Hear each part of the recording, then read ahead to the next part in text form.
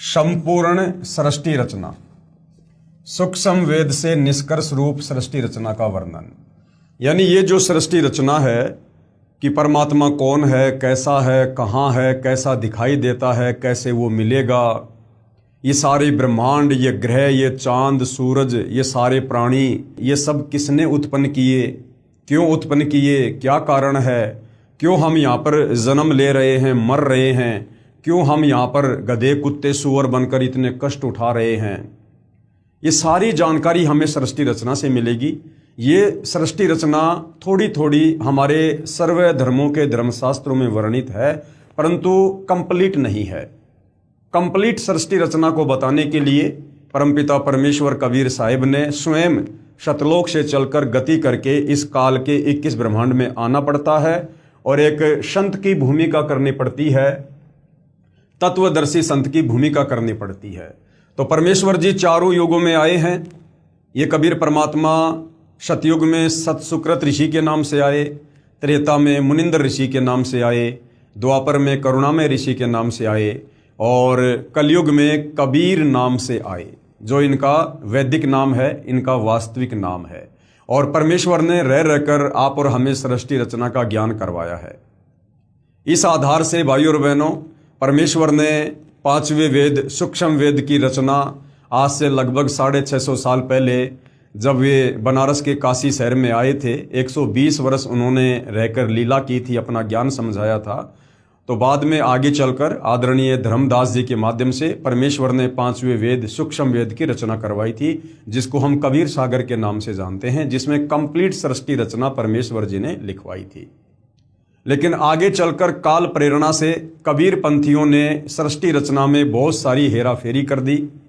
उसकी क्षतिपूर्ति को पूरा करने के लिए फिर से परमपिता परमेश्वर कबीर साहिब ने आदरणीय गरीबदास जी के रूप में लगभग 300 वर्ष पहले गांव छुड़ानी, जिला झज्जर, हरियाणा प्रांत में आना पड़ा और उन्होंने 24,000 वाणियों युक्त पांचवें वेद सूक्ष्म वेद की एक बार फिर से रचना करवाई।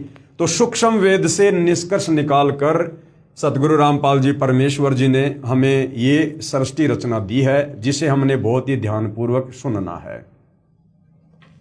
प्रभु प्रेमी आत्माएं प्रथम बार निम्न सृष्टि रचना को पढ़ेंगे तो ऐसे लगेगा जैसे दंत कथा हो। प्रभु प्रेमी आत्माएं सबके लिए नहीं, सभी लोग भक्ति के अधिकारी नहीं होते हैं, मोक्ष प्राप्ति के अधिकारी नहीं होते हैं। यहां गुरुदेव ने शब्द यूज किया है कि प्रभु प्रेमी आत्माएं, जो परमात्मा प्रेमी आत्मा है, जिनको परमात्मा की प्राप्ति की चाहत सदियों से रही है, युगों से रही है, उन आत्माओं के विषय में यहाँ पर बात की जा रही है। क्योंकि परमात्मा प्रेमी आत्माएं परमात्मा की तलाश में, परमात्मा की खोज में, मंदिर में, मस्जिद में, चर्च में, गुरुद्वारों में, साधु संतों के डेरों में, आश्रमों में भटकती ही रहती हैं। और वहाँ जाने के कारण उन्हें वो अमर कथा सुनने को नहीं मिलती है, वो सत्यनारायण कथा सुनने को नहीं मिलती है। उनको तरह तरह की बनावटी बातें अध्यात्म के विषय में बताई जाती हैं और वो आत्माएं बार बार सभी धर्मगुरुओं से एक जैसी दंत कथा सुनकर ये मान लेती हैं कि वास्तव में यही सच्चा ज्ञान होगा। और जब परमपिता परमात्मा इस धरती पर तत्वदर्शी संत के रूप में प्रकट होकर जब वास्तविक सत्यनारायण कथा सुनाते हैं, सृष्टि रचना सुनाते हैं, तो उन आत्माओं के दिलो दिमाग में जो अज्ञान घर कर चुका होता है, उस अज्ञान आधार से फिर उन आत्माओं को लगता है कि ये जो सृष्टि रचना हमें अब सुनाई जा रही है, ये हमें बनावटी सी लग रही है, इसमें हमें कोई सच्चाई नहीं लग रही है, ये तो कोई दंत कथा जैसी लग रही है, क्योंकि आज से पहले हमने कभी इस कथा को किसी भी धर्मगुरु से नहीं सुना है। तो भाइयों और बहनों, जिस कथा को आज से पहले हमने किसी भी धर्मगुरु से नहीं सुना है, उस सत्य कथा को सुनाने के लिए ही परमात्मा सतलोक से चलकर पृथ्वी पर आते हैं। तो प्रथम बार आप जियों को ऐसा लग सकता है कि ये तो बनावटी सी कथा है, हमने पहले कभी सुनी नहीं है। परंतु जब आप इस बनावटी सी दिखाई देने वाली कथा को, अगर आप हिंदू हैं तो हिंदू धर्मशास्त्रों से प्रमाणित होता देखेंगे, वेदों से, गीता जी से, पुराणों से। अगर आप मुसलमान धर्म से हैं तो आप कुरान शरीफ से, कुरान मजीद से, तौरेत से, जबूर से, इंजिल से आप इस सृष्टि रचना को प्रमाणित होते देखेंगे। यदि आप सिख समाज से हैं तो आप गुरु ग्रंथ साहिब से इसी सृष्टि रचना को प्रमाणित होते देखेंगे तो आप दांतों तले उंगली दबाएंगे। प्रभु प्रेमी आत्माएं प्रथम बार निमन सृष्टि की रचना को पढ़ेंगे तो ऐसा लगेगा जैसे दंत कथा हो, परंतु सभी पवित्र सदग्रंथों के प्रमाणों को पढ़कर दांतों तले उंगली दबाएंगे कि यह वास्तविक अमृत ज्ञान कहाँ छुपा हुआ था, कि हे परमात्मा हमारे धर्मशास्त्रों में यह खजाना छुपा हुआ था अध्यात्म का, सृष्टि रचना का, भक्ति का, लेकिन आज से पहले हमारे धर्मगुरु हमें नहीं बता पाए। कृपया धैर्य के साथ पढ़ते रहें तथा इस अमृत ज्ञान को सुरक्षित रखें, आपकी 101 पीढ़ी तक काम आएगा। पवित्र आत्माएं कृपया सत्यनारायण यानी अविनाशी प्रभु सत्य पुरुष द्वारा रची सृष्टि रचना का वास्तविक ज्ञान पढ़ें। भाइयों और बहनों, सत्यनारायण का मतलब होता है जो सच्चा परमात्मा है, उसे अविनाशी प्रभु भी कहते हैं। अविनाशी यानी जिसका कभी विनाश नहीं होता है, उसको सत्य पुरुष भी कहते हैं, यानी अमर पुरुष, अकाल पुरुष। ये सारे के सारे जो नाम है ये कबीर परमात्मा जी के उपमात्मक नाम हैं। अब भाइयों और बहनों, सृष्टि रचना शुरू होती है और सृष्टि रचना की जो शुरुआत है उसमें आपने बहुत ही ध्यानपूर्वक आपने कुछ चीज़ों को समझना होगा। सबसे पहले सृष्टि रचना में आता है पूर्ण ब्रह्म। इस शब्द को याद रखना, ध्यान रखना, पूर्ण ब्रह्म। इस सृष्टि रचना में हमारे को विशेषकर 3 भगवानों के विषय में जानकारी मिलेगी। एक पूर्ण ब्रह्म के विषय में, एक पर ब्रह्म के विषय में और एक ब्रह्म के विषय में। सबसे पहले पूर्ण ब्रह्म यानी पूर्ण परमात्मा।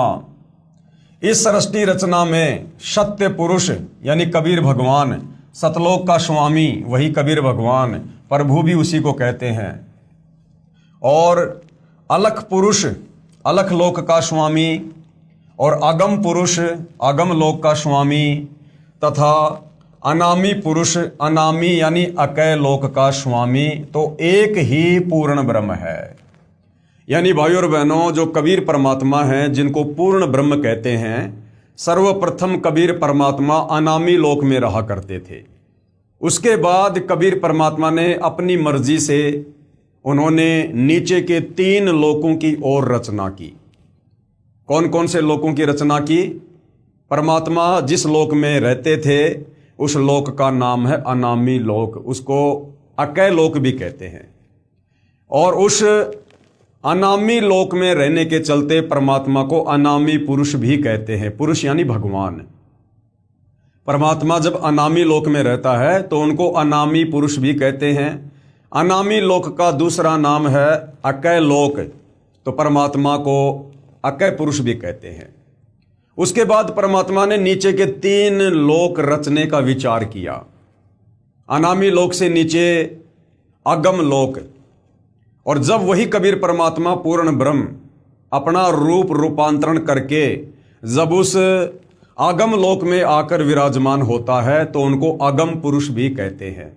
यानी अगम लोक में विराजमान होने के कारण उसी परब्रह्म को, कबीर परमात्मा को अगम पुरुष की संज्ञा भी दी गई है, अगम पुरुष। अगम लोक से नीचे फिर परमात्मा ने रचा अलख लोक। उस अलख लोक में विराजमान होने के कारण कबीर परमात्मा को, पूर्ण ब्रह्म को अलख पुरुष की संज्ञा दी गई है। अलख पुरुष यानी अलख लोक में रहने के कारण परमात्मा को अलख पुरुष कहा जाता है। उसके बाद परमात्मा ने नीचे का 4था लोक रचा, सत्यलोक, और सत्यलोक में विराजमान होने के कारण कबीर परमात्मा को सत्य पुरुष की संज्ञा दी गई है, सत्य पुरुष की।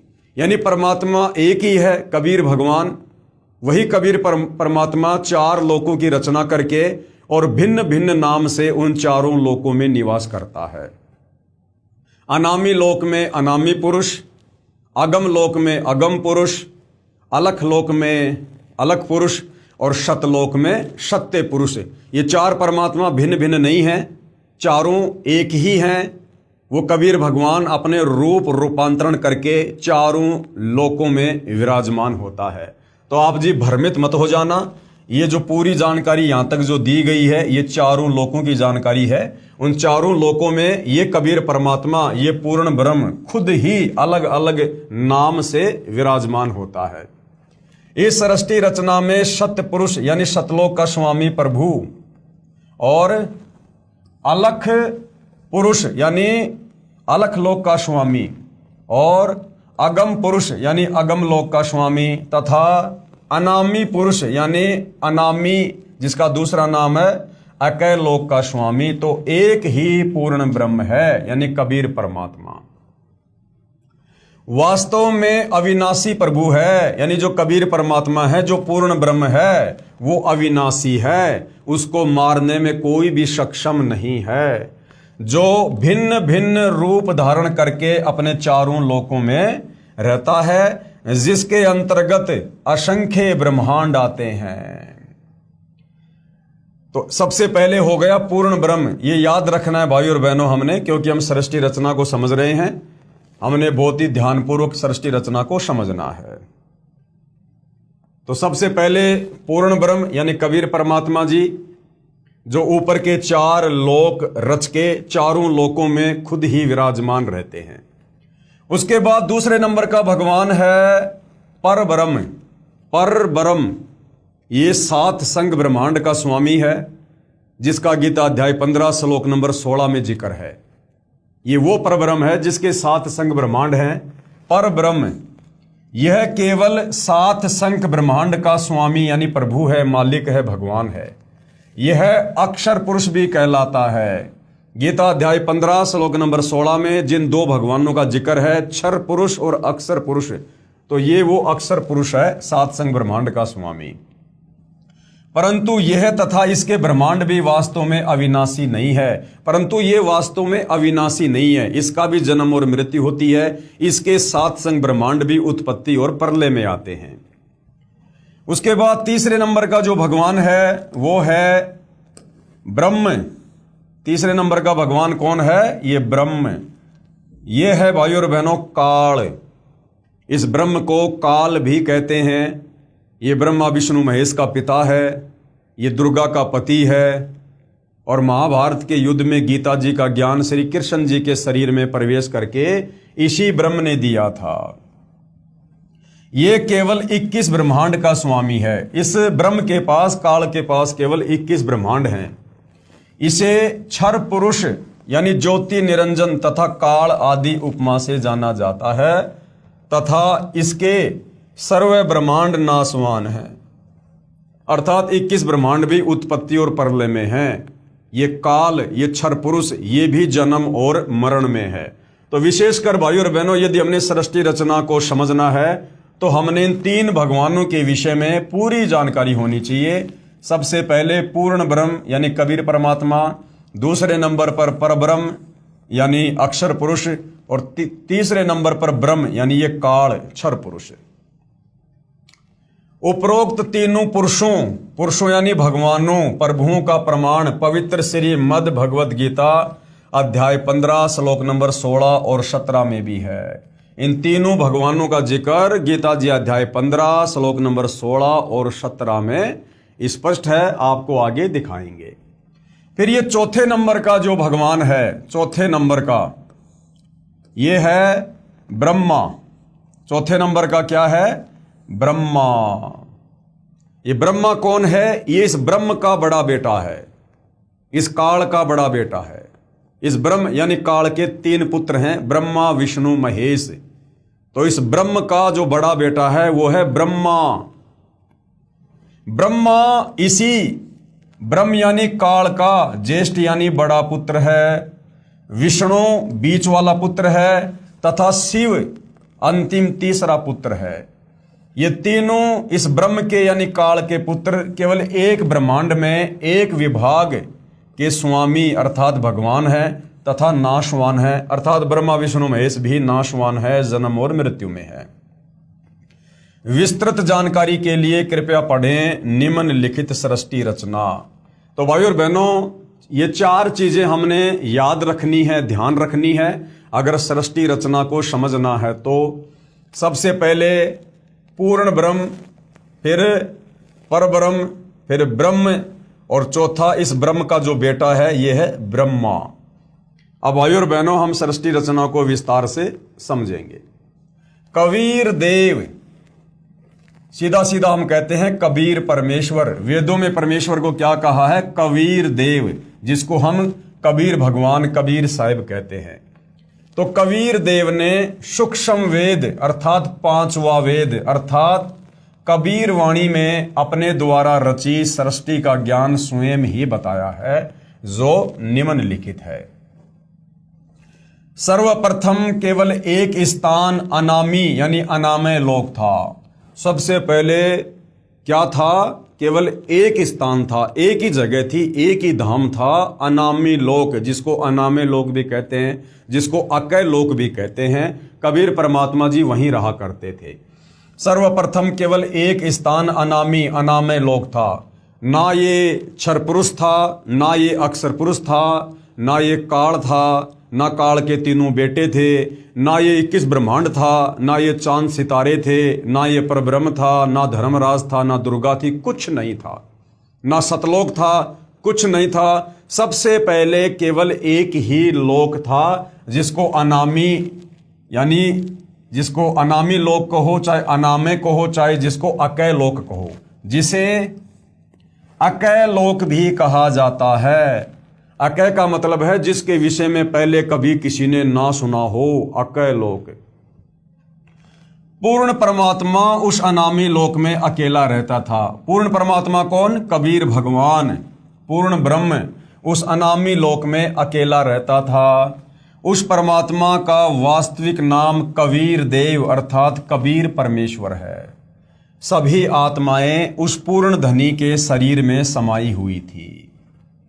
आप और हम जितनी भी आत्माएं हैं, यहाँ जो गधा, कुत्ता, सुअर, मक्खी, मच्छर, 84 लाख योनियों में, ये पेड़ पौधों की योनियां, जल में रहने वाले जीव, स्त्री पुरुष, और ये जो अक्षर पुरुष है परब्रह्म, जिसके साथ संग ब्रह्मांड है, इसके लोक में जितनी भी आत्माएं हैं और शतलोक में जितनी आत्माएं हैं, हम सभी आत्माएं इसी कबीर परमात्मा के शरीर में सूक्ष्म रूप में समाई हुई थी। सभी आत्माएं उस पूर्ण धनी के शरीर में समाई हुई थी। इसी कबीर देव का उपमात्मक पदवी का नाम अनामी पुरुष है। इसी कबीर परमात्मा को अनामी लोक में रहने के कारण अनामी पुरुष यानी अनामी भगवान भी कहते हैं। पुरुष का अर्थ है प्रभु, और उस प्रभु ने मनुष्यों को अपने ही स्वरूप में बनाया है, इसलिए मानव का नाम भी पुरुष पड़ा है। जैसे हमें कह दिया जाता है ना कि पुरुष, स्त्री और पुरुष, तो हमें पुरुष क्यों कहा जाता है? वैसे तो पुरुष का मतलब है भगवान परमात्मा, लेकिन हमें भी यहाँ पर क्या कह दिया जाता है? पुरुष। क्यों कहा जाता है? क्योंकि हमें उसी कबीर परमात्मा जी ने, जो वास्तव में पुरुष है, एकमात्र सारी सृष्टि में पुरुष तो वही है, बाकी सब उसकी आत्मा है, तो उसी कबीर पुरुष ने आप और हमें अपने वचन से उत्पन्न किया, इसलिए हमें भी यहाँ पर पुरुष कहा जाता है, लेकिन असल में पुरुष वो कबीर परमात्मा ही है। प्रभु ने मनुष्यों को अपने ही स्वरूप में बनाया है, इसलिए मानव का नाम भी पुरुष ही पड़ा है। अनामी पुरुष के एक रोम यानी शरीर के बाल का प्रकाश। अनामी पुरुष कौन? कबीर परमात्मा जी। अनामी लोक में रहने के कारण उनको अनामी पुरुष कहा जाता है। उस कबीर परमात्मा के शरीर के एक बाल में, रोमकूप यानी एक बाल में कितनी रोशनी है? अनामी पुरुष के एक रोम यानी शरीर के बाल का प्रकाश शंख सूर्यों की रोशनी से भी अधिक है। पूरी बॉडी पर 3.5 करोड़ रोमकूप होते हैं। और कबीर परमात्मा पूर्ण प्रभु जो अनामी लोक में रहता है, जिसको अनामी पुरुष की संज्ञा भी दी गई है, उस परमेश्वर की अनामी लोक में इतनी चमक है, इतना नूर है उनके शरीर का, कि एक बाल में शंख सूरज के जितना प्रकाश है। हम जो ये सूर्य देखते हैं ना, शंख, शंख का मतलब नील, पद्म, शंख, तो शंख सूर्यों जितना प्रकाश उस परमात्मा के एक बाल में है। और टोटल शरीर पर 3.5 करोड़ बाल हैं, तो सोचिए परमेश्वर का नूर कितना तेज होगा अनामी लोक में। विशेष जैसे किसी देश के आदरणीय प्रधानमंत्री जी का शरीर का नाम, तो ये जो शतलोक है वहां की जो रचना है उसकी जानकारी दी हुई है। इसको हम आगे पढ़ेंगे, बाद में पढ़ेंगे। पहले हमें परमात्मा जो समझाना चाह रहे हैं वो हम समझते हैं। जैसे किसी भी देश के प्रधानमंत्री का नाम तो अन्य होता है, अलग ही होता है, तथा उसके पद का उपमात्मक नाम प्रधानमंत्री होता है। जैसे वर्तमान में 2026 में हमारे भारत देश के प्रधानमंत्री का वास्तविक नाम है नरेंद्र दामोदर दास मोदी, लेकिन हम उनको प्रधानमंत्री भी कह देते हैं क्योंकि प्रधानमंत्री उनकी पदवी का नाम है, उनकी पोस्ट का नाम है। इसी प्रकार जो कबीर परमात्मा है वास्तव में उनका नाम है कबीर देव, लेकिन अनामी लोक में रहने के कारण उस परमात्मा को अनामी पुरुष की संज्ञा भी दी गई है। फिर वही कबीर परमात्मा जब अगम लोक में आके विराजमान होता है तो उनको अगम पुरुष की संज्ञा दी जाती है। फिर वही कबीर परमात्मा जब अलख लोक में आके विराजमान होता है तो उनको अलख पुरुष की संज्ञा दी जाती है। और वही कबीर परमात्मा जब सतलोक में आकर विराजमान होता है तो उनको सत्य पुरुष की संज्ञा दी जाती है। और जैसे जैसे परमात्मा नीचे के लोकों में विराजमान होते हैं वैसे वैसे उनकी शक्ति में अंतर होता चला जाता है। जैसे मान लीजिए कई बार हमारे देश के प्रधानमंत्री जो अन्य जो मंत्री पद होते हैं जो कैबिनेट के, वो भी अपने अंडर में ही रख लेते हैं। जैसे भारत के गृह मंत्री का जो पद होता है कई बार प्रधानमंत्री जी अपने अंडर में वो जो है वो रख लेते हैं। तो जब वही प्रधानमंत्री उस गृह मंत्री वाली पोस्ट के हिसाब से जब कहीं पर सिग्नेचर करेगा तो उनकी शक्ति प्रधानमंत्री की तुलना में डाउन हो जाती है, कम हो जाती है। तो इसी प्रकार ये कबीर परमात्मा जो नीचे के 3 लोकों में विराजमान होता है तो वहां परमेश्वर के शरीर की रोशनी में भी अंतर होता चला जाता है। जैसे भारत देश के प्रधानमंत्री का नाम तो अन्य होता है तथा उसका जो पद होता है यानी जो उपमात्मक पदवी का नाम है वो प्रधानमंत्री होता है। कई बार प्रधानमंत्री जी अपने पास कई विभाग भी रख लेते हैं तथा जिस भी विभाग के दस्तावेजों पर हस्ताक्षर करते हैं तो उस समय उसी पद को लिखते हैं। जैसे गृह मंत्रालय के कागजों पर हस्ताक्षर करेंगे तो अपने को गृह मंत्री लिखेंगे, वहां उसी व्यक्ति के हस्ताक्षर की शक्ति कम होती है। इसी प्रकार कबीर परमेश्वर यानी कबीर देव की रोशनी में अंतर भिन्न भिन्न लोकों में होता जाता है। ठीक इसी प्रकार पूर्ण परमात्मा कबीर देव, कबीर परमेश्वर नीचे के 3 और लोकों में यानी जो अगम लोक है, अलख लोक है और शतलोक है, उसकी रचना शब्द यानी वचन से की। कबीर परमात्मा ने नीचे के 3 लोकों की रचना शब्द से, अपने वचन से की। अगम लोक की रचना, अलख लोक की रचना और शतलोक की रचना। ठीक इसी प्रकार पूर्ण परमात्मा कबीर देव यानी कबीर परमेश्वर ने नीचे के 3 और लोकों की, अगम लोक की, अलख लोक की, शतलोक की रचना शब्द यानी वचन से की। यही पूर्ण ब्रह्म यानी यही कबीर परमात्मा, कबीर देव, कबीर परमेश्वर ही अगम लोक में प्रकट हुआ।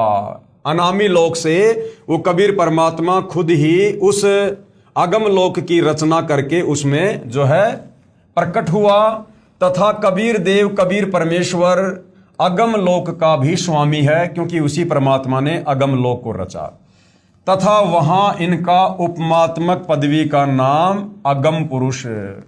अगम लोक में आकर विराजमान होने के कारण उसी कबीर परमात्मा का क्या नाम विख्यात हुआ? अगम पुरुष अर्थात अगम प्रभु।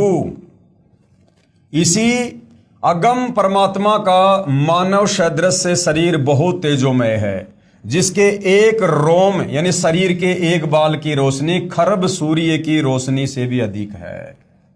यानी वही कबीर परमात्मा जो अनामी लोक में बैठा होता है, वही कबीर परमात्मा जब नीचे के अगम लोक की रचना करता है और जब अगम लोक में सिंहासन पर विराजमान होता है तो उनके शरीर का प्रकाश कुछ हल्का हो जाता है। अनामी लोक में परमात्मा के एक रोमकूप की रोशनी शंख सूर्यों जितनी और अगम लोक में उस परमात्मा के एक रोमकूप की रोशनी खर्ब सूर्य जितनी हो जाती है, जिसके एक रोम यानी शरीर के बाल की रोशनी खर्ब सूर्य की रोशनी से भी अधिक है।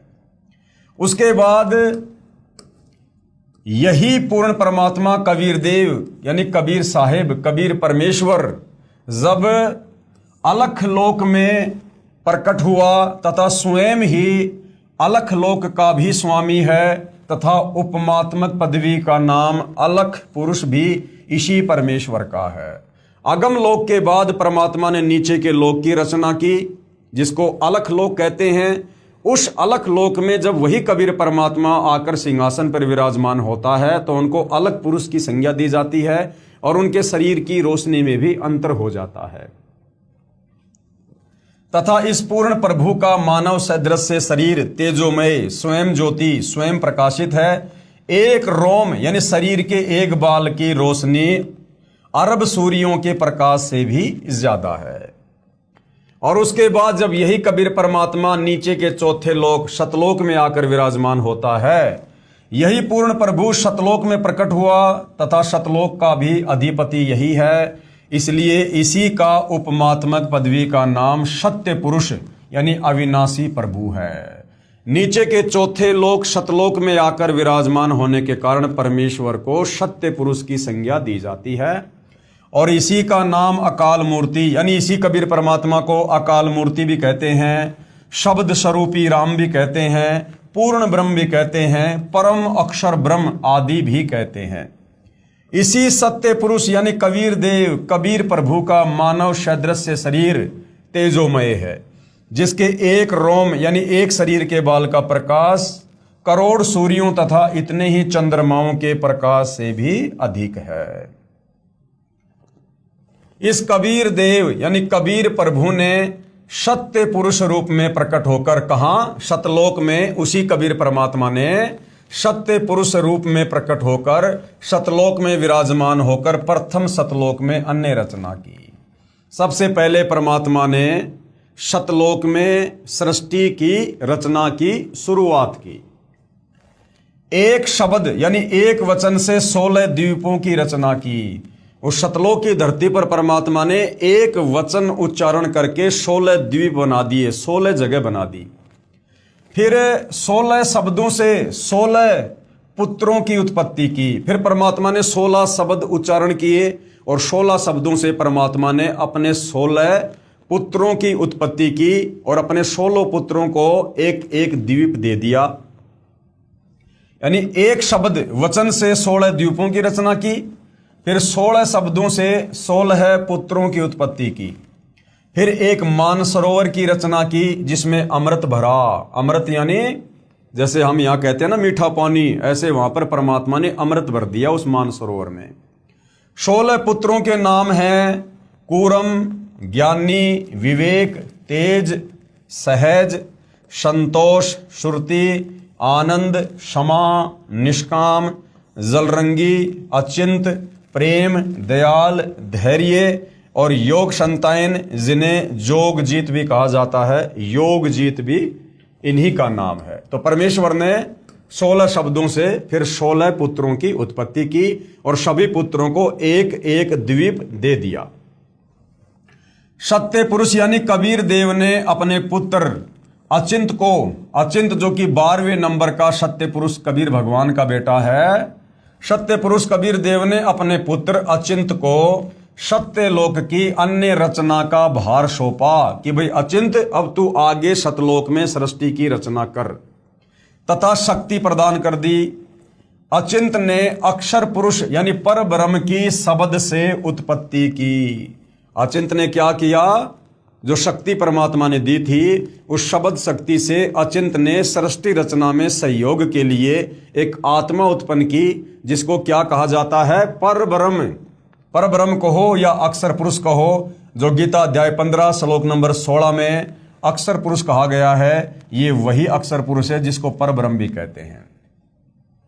अचिंत ने अक्षर पुरुष यानी पर ब्रह्म की शब्द से उत्पत्ति की तथा कहा कि मेरी मदद करना। अक्षर पुरुष नहाने के लिए, स्नान करने मान सरोवर पर चला गया, वहां आनंद आया तथा सो गया, लंबे समय तक बाहर नहीं आया। तब अचिंत की प्रार्थना पर अक्षर पुरुष को नींद से जगाने के लिए कबीर परमेश्वर ने उसी मानसरोवर से कुछ अमृत जल लेकर एक अंडा बनाया तथा उस अंडे में एक आत्मा प्रवेश की तथा अंडे को मानसरोवर के अमृत जल में छोड़ा। जब काफी समय बीत गया तो कबीर परमात्मा जी ने अचिंत से कहा कि भाई अचिंत, आप सृष्टि रचना क्यों नहीं रच रहे? तो अचिंत ने कहा कि भगवान, मैंने एक आत्मा उत्पन्न की थी अक्षर पुरुष को, परब्रह्म को सहयोगी के लिए, लेकिन वो तो मानसरोवर में जाकर सो गया और वो तो वहां से उठ नहीं पा रहा है। हे परमात्मा, आप उसे निंद्रा से उठाइए। तो कबीर परमात्मा जी ने उसी मानसरोवर से थोड़ा सा जल अपने हाथ में लिया, अपनी वचन शक्ति से एक अंडा बनाया, उस अंडे में एक आत्मा प्रवेश की, उस आत्मा को उस मानसरोवर के जल में छोड़ दिया। अंडे की गड़गड़ाहट से अक्षर पुरुष की निंद्रा भंग हो गई। जब वो अंडा मानसरोवर के अंदर छोड़ा गया तो अंडे की गड़गड़ाहट की आवाज से अक्षर पुरुष यानी परब्रह्म की निंद्रा भंग हो गई। उसने अंडे को क्रोध से देखा, जिस कारण से अंडे के दो भाग हो गए, यानी अंडा फूट गया। उसमें से ज्योति निरंजन, जिसको क्षर पुरुष भी कहते हैं, वो निकला, जो आगे चलकर काल कहलाया। उस अंडे में से कौन आत्मा निकली? क्षर पुरुष, जिसको आगे चलकर काल की संज्ञा दी गई है। यही ब्रह्मा विष्णु महेश का पिता, दुर्गा का पति, 21 ब्रह्मांड का नकली भगवान, जिसके जाल में आप और हम सभी फंसे पड़े हैं, इसकी उसी अंडे से उत्पत्ति कबीर भगवान ने सतलोक में की थी। उसमें से ज्योति निरंजन क्षर पुरुष निकला, जो आगे चलकर काल कहलाया। इसका वास्तविक नाम कैल है, कैल, और साधारण भाषा में हम इसको काल कह देते हैं। तब सत्य पुरुष यानी कबीर देव ने आकाशवाणी की कि आप दोनों बाहर आ जाओ, कि भाई क्षर पुरुष और अक्षर पुरुष आप दोनों बाहर आ जाओ तथा अचिंत के द्वीप में रहो। और उनको क्या आज्ञा दे दी कि तुम दोनों, काल और ये परब्रह्म, क्षर पुरुष और अक्षर पुरुष, तुम दोनों अचिंत के लोक में रहो, तुम तीनों एक साथ रहो। आज्ञा पाकर अक्षर पुरुष तथा क्षर पुरुष यानी काल दोनों अचिंत के द्वीप में रहने लगे। बच्चों की नालायकी उन्हीं को दिखाई कि कहीं फिर प्रभुता की तड़फ ना बन जाए, क्योंकि भाई और बहनों, जीव जीव ही होता है और परमात्मा परमात्मा ही होता है। जीव चाहे परमात्मा के 16 पुत्र क्यों ना है, वो भी जीव कैटेगरी में है। तो परमेश्वर ने पहले ही सृष्टि रचना का भार अपने पुत्र अचिंत को सौंपकर और उसकी असमर्थता शतलोक में अपने सभी उन पुत्रों को दिखाकर ये साबित कर दिया कि आगे तुम मेरे द्वारा की गई किसी भी रचना में टांग मत अड़ाना। जो काम परमात्मा कर सकता है वो जीव नहीं कर सकता है। बच्चों की नालायकी उन्हीं को दिखाई कि कहीं फिर प्रभुता की तरफ ना बन जाए, क्योंकि समर्थ बिन कार्य सफल नहीं होता। फिर पूर्ण धनी कबीर देव ने सर्व रचना स्वयं की। उसके बाद परमात्मा ने सतलोक में जो भी रचना करनी थी वो उन्होंने स्वयं अपनी वचन शक्ति से की।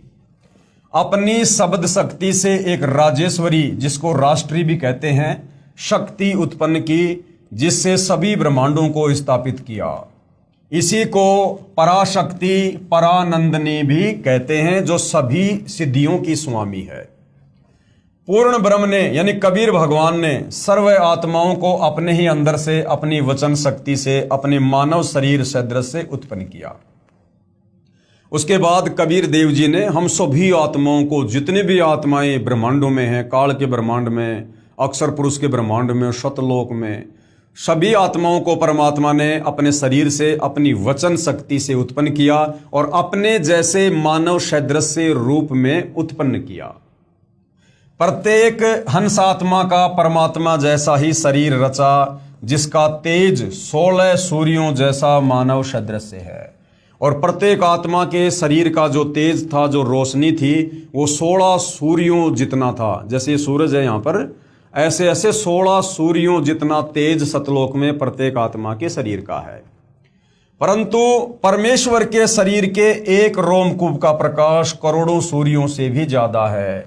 लेकिन कबीर परमात्मा के शरीर का प्रकाश आप और हम हंस आत्माएं जो सतलोक में थी उनके शरीर के प्रकाश से कोई असंख्य गुना ज्यादा प्रकाश है। बहुत समय उपरांत क्षर पुरुष यानी जो काल ज्योति निरंजन जिसको परमात्मा ने अंडे में प्रवेश करके और अक्षर पुरुष को जगाने के लिए मानसरोवर के जल में छोड़ा था, जिसको क्षर पुरुष की संज्ञा दी गई है, जिसको काल भी कहा जाता है। तो काफी समय उपरांत उस क्षर पुरुष उस काल के मन में एक खरपतवार आई। क्या खरपतवार आई? काफी समय उपरांत क्षर पुरुष यानी ज्योति निरंजन ने सोचा कि हम तीनों कौन, अचिंत और अक्षर पुरुष और वे क्षर पुरुष एक ही द्वीप में रह रहे हैं, कि हम तीन भाई तो एक ही द्वीप में रह रहे हैं और हमारे बाकी जो 15 भाई हैं वो अलग अलग द्वीप में रह रहे हैं, तथा अन्य एक एक द्वीप में रह रहे हैं। मैं भी साधना यानी भक्ति करके अलग द्वीप प्राप्त करूंगा। उसने ऐसा विचार करके एक पैर पर खड़ा होकर 70 युग तक तप किया। हालांकि भाई और बहनों सतलोक में समय नहीं है, लेकिन यहां जितना समय एक युग बीतने में लगता है, जैसे यहां पर जो चारों युगों का समय है वो 43,20,000 वर्ष का समय है। सतयुग, त्रेता, द्वापर, कलयुग, चारों युगों का कुल समय है 43,20,000 वर्ष। ऐसे ऐसे 70 युग तक, इतने समय तक उस काल ने, ज्योति निरंजन ने, क्षर पुरुष ने सतलोक में अलग से भूमि प्राप्त करने के लिए, जगह प्राप्त करने के लिए उसने एक पैर पर खड़ा होकर तप करना शुरू कर दिया।